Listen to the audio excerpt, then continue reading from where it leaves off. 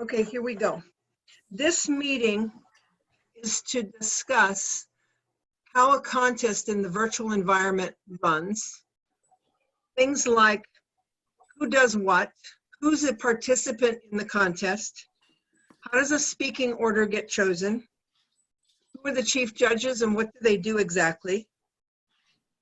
I also want to discuss things like video, audio, how to pin someone in video and audio, how to mute and unmute.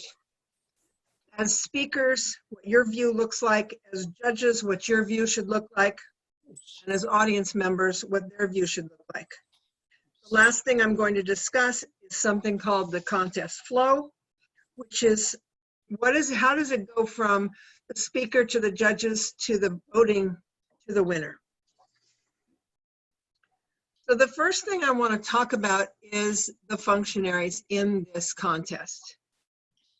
We do not have exactly the same functionaries in a virtual contest as we do in a physical one. In a physical contest, you are met at the door by a sergeant-at-arms. That sergeant-at-arms is also in charge of closing that door when the contest begins, so that people that are coming in late are only let in or out when nobody is speaking. That doesn't happen in a virtual contest. People come and go, and there is a lot of occasional background noise from people who forget what environment they're in and end up with people walking in the room or papers being shuffled, things like that. That happens. So we talk about that, hopefully at the beginning of the contest. We talk about what should be done and who should be doing that. In this virtual environment, each virtual contest has someone called a tech chair. Now, I have volunteered to be the tech chair for all the contests because in my world, if it takes longer to train somebody than it does to do it myself, I do it myself. I have had a couple of backups, people who are learning as we go, so that it's not going to be just me, because that's called a single point of failure, and I don't believe that's a very smart thing to do. So I do have people that could actually come in behind and take care of things for me should something happen. So it's not exactly just me, but for now, I have been the tech chair on all the contests, and I've actually noticed some things that I am going to be discussing with the other people who are in the background, because we want to make these as smooth as possible. Now on Saturday and Sunday, we have, I believe it's either 8 or 9 contests going. It's going to be a lot. And that requires me to be very diligent with the people who are our functionaries. So I am what you would call the sergeant-at-arms in this contest, because I do watch the door. I do watch people coming and going, and I do watch people who forget to mute their microphone. It doesn't always work, and there's sometimes some very loud noises that happen, but for Toastmasters, things like that happen. There's a lot of us who have had Toastmaster meetings in restaurants, and we know what that's like. But that's how that works. The second functionary that is different in this contest is, what is the role of the chief judge? Well, the chief judge is actually managing a lot of technical stuff in addition to the judges receiving the judges' ballots and working with the ballot counters. The chief judge is actually receiving ballots from each judge electronically. And until every ballot is in his phone, which is how he's receiving it, he cannot leave the room and go to the ballot counter room. Which brings me to I'm going to segue for just a moment. We have a couple of extra places people go to keep them away from the main audience. One is called the judges' room, and one is called the ballot counter room. In the judges' room, we have judges and the chief judge. What do I do? There, the chief judge makes sure that every judge has his cell phone or her cell phone, because that's how he receives the ballots, by text. The other thing that the the chief judge goes over is to make sure that they have a physical ballot. Although we are looking into an electronic one, we may have electronic ones by the weekend, where they have to tear it off the bottom of the paper. Now, I don't know about you, but if I were to tear a paper, it would make a lot of noise. We had that happen in one of our contests. It went on for a long time, longer than I thought it should, but it was extremely noisy. So we ask the judges to mute their microphones because they don't need to be talking or heard. So that way, if they're making noise with their paper, it doesn't matter. The contest master in a virtual contest is pretty much the same as the contest master inside a physical contest. They gavel in the meeting. They don't do it exactly the same as in a physical contest, but they do receive the go-ahead from the chief judge, and then they proceed. In our physical contests, usually the contest master gathers up all the contestants outside the room, sometimes it's a kitchen or a hallway, and has them draw cards, draw numbers, draw straws for their speaking order. Because we're virtual, we had to come up with something very simple to get the speaking order that was fair and equitable to all the speakers.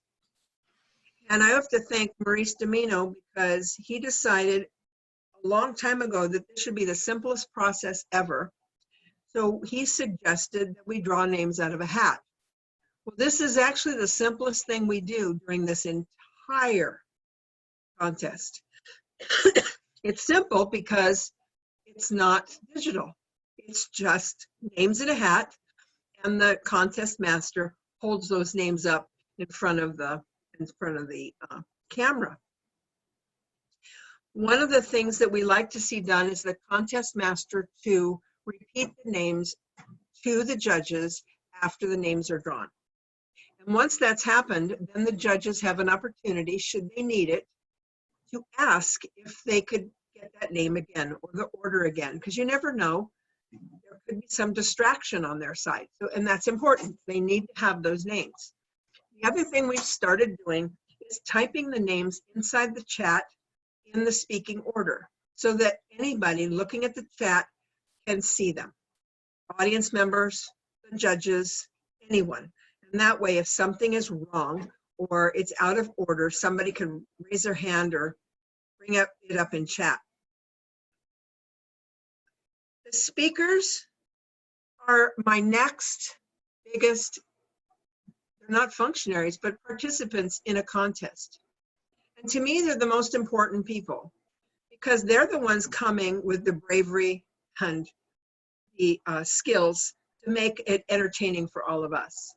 And I say bravery because this is a virtual environment, and most speakers who have participated in the contests we've had so far have never participated in front of a video camera. It takes guts to give your entire speech with nobody watching you except virtually.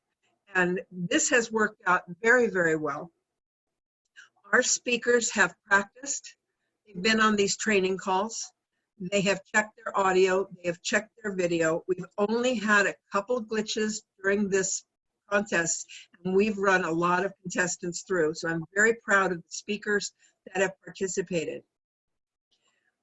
We teach the speakers how to pin the timer's card, the timer's window. And when they do that, they see what the timer is holding up, whether it's a red card, a green card, a yellow card. And they should be able to see that they are supposed to be paying attention to that time. They should be able to see, okay, I've come to the minimum time. Okay, I'm halfway to the end. Okay, I'm at the end and finish up. This kind of technology is difficult at best to make the timing actually problem-free. Tonight, we had a glitch that I'm going to talk to a couple of the people about tonight, tomorrow, because it brought up a new possibility of problems. We had actually had to stop the contest or pause the contest twice, and that was difficult not only on the speaker, but also on the audience. because everybody doesn't know what's going on. Since I see everything, I'm seeing every speaker and every tile, I was in charge of trying to stop the contest. So I have something, usually, that I hold up in front of the video so that as soon as everybody stops, the contest comes to an end. But then I have to figure out where to back it up to. Where do we go back to for the speaker, and where do we go back to for the timer? This is very tricky, but in a virtual environment, you never know when a speaker's audio goes south, when a speaker's video goes south, when, in our case, where the timer's computer stopped working. Now, if you're a speaker and your timer stops and you see this frozen green card up on your screen, and it's up there forever, because you're speaking, you may not know that you are not still in the green, that you've gone over into the yellow and maybe even into the red. Also, when that happens, if some other timer takes over, the speaker doesn't know that there's a different timer card working. So we have to run through that challenge and see what we can do about that. But this is an unusual occurrence. It's not common. It hasn't happened but once, and we still have to take that into consideration. Our timers have 3 cards that they use to signal the speakers. Now, I had something happen tonight. Vanessa, look at the back of your couch. To me, that couch is green, right? Oh, you turned your video on. Yes. Okay. Yes. Your couch is green. If you get up and move, you look like the timer card. Okay. Okay? Yeah. Those are things that happen. Douglas Green's kitchen ceiling looks yellow. That speaker could actually think that's the yellow card. So this is why we tell the speakers to pin the timer, because all of your other tiles disappear into the smaller tiles. That's where it became a little bit difficult, because our main timer was still pinned. The small tile where the second timer wasn't visible. But you have to understand that sometimes things like this happen. So we make value judgments, we figure it out, and we move on. It's not the end of the world, but it makes it difficult on the speaker. Know that we understand that, and we do everything in our power to make that less of a problem. Your judges will be pinning the speaker's video.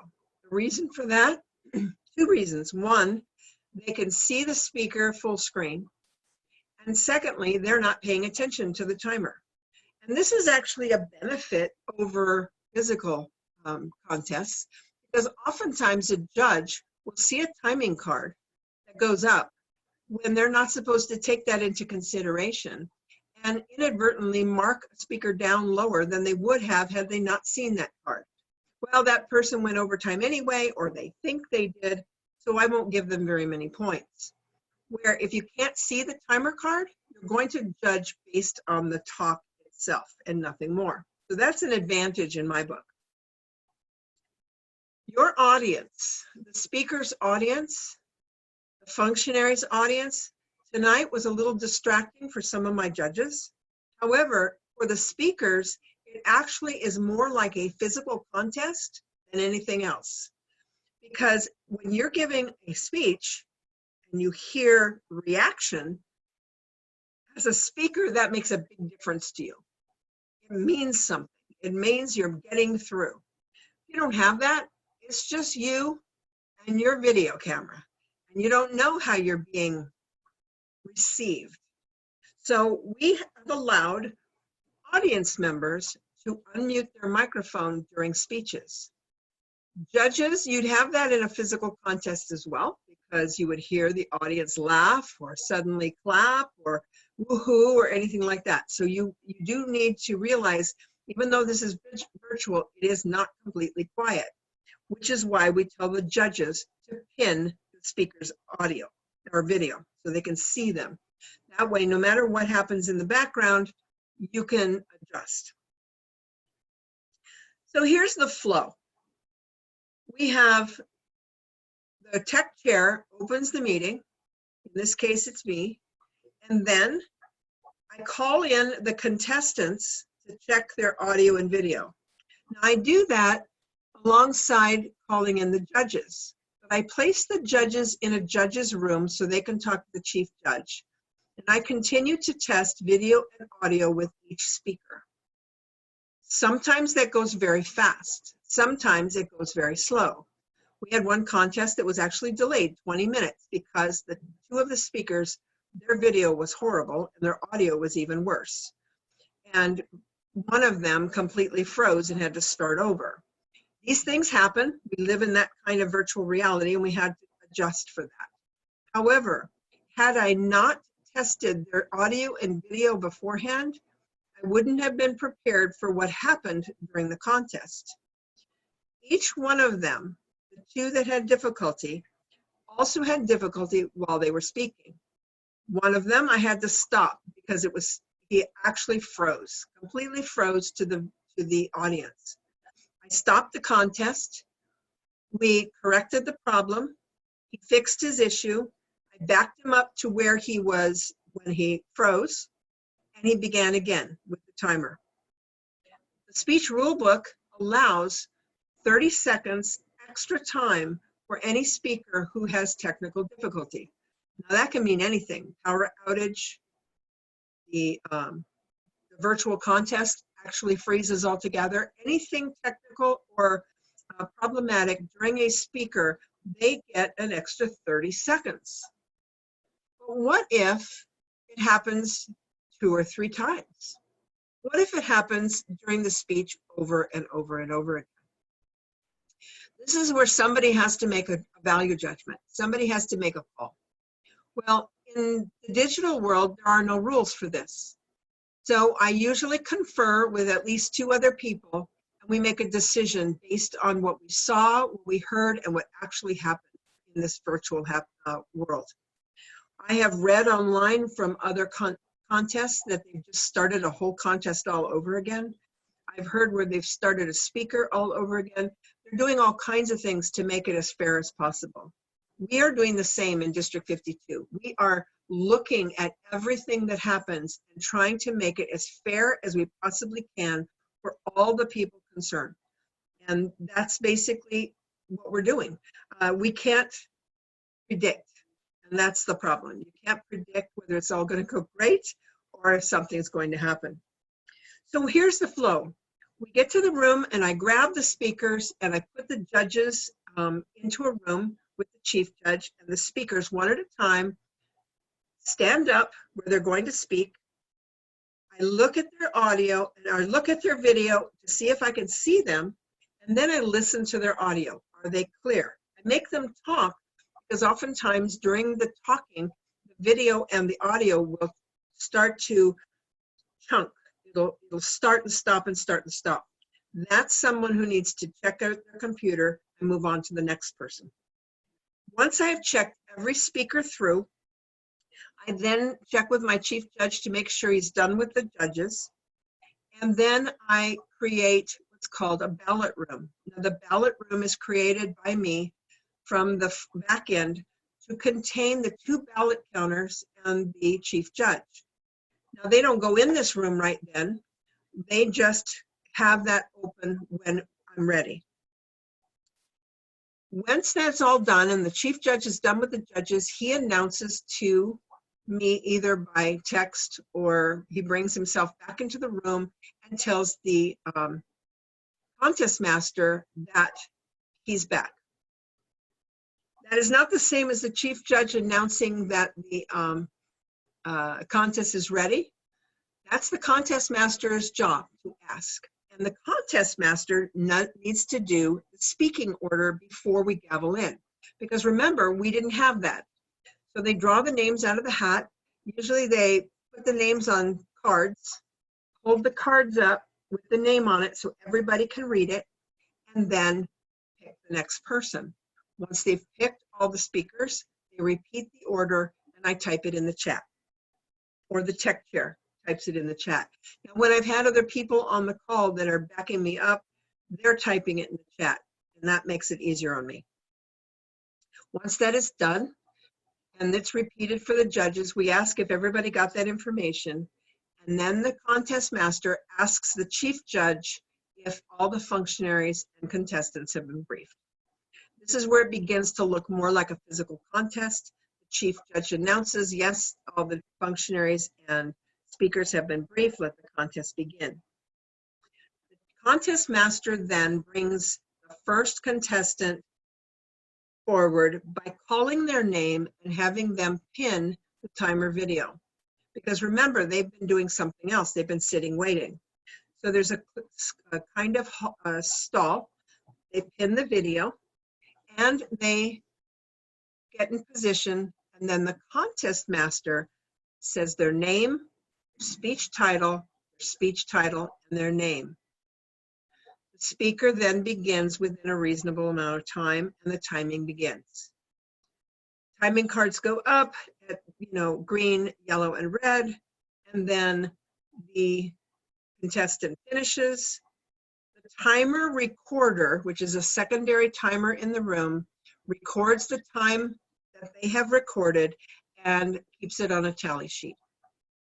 Once all the speakers are finished and we have that unlimited amount of silence, the timer recorder sends the timing sheet, the entire timing sheet, via text to the chief judge.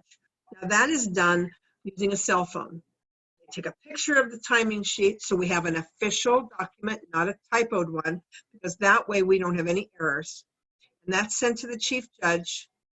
And the judges, once they've finished their ballot, sign it and tear off the bottom and take a picture of it and send that picture of the bottom of the ballot to the chief judge.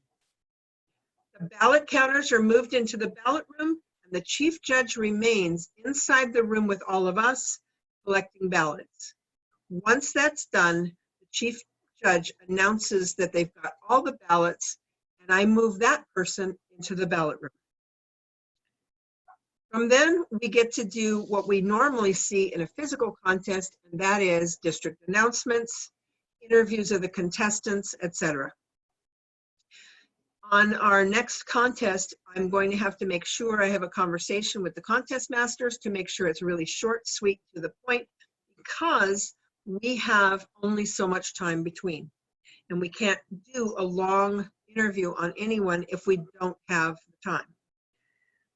Once that's done and the interviews are done, if we're still killing time because the ballots aren't collected, we can do other things. We've done things like joint talks online, somebody told a joke. There's been a lot of things going on. But for most of the contest, the chief judge is done by the time the interviews are done.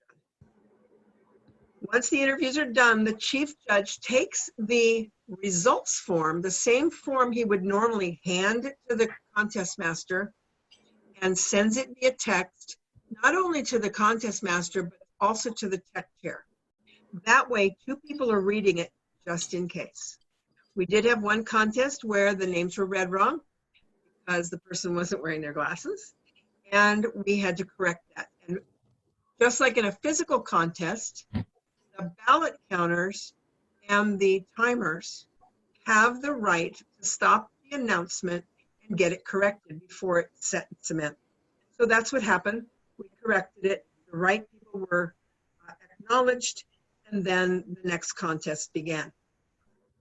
Once we have both contests, the humor and international, done, the contest comes to a close and is adjourned. And that basically is how this entire virtual contest goes from beginning to end. So I'm going to unmute you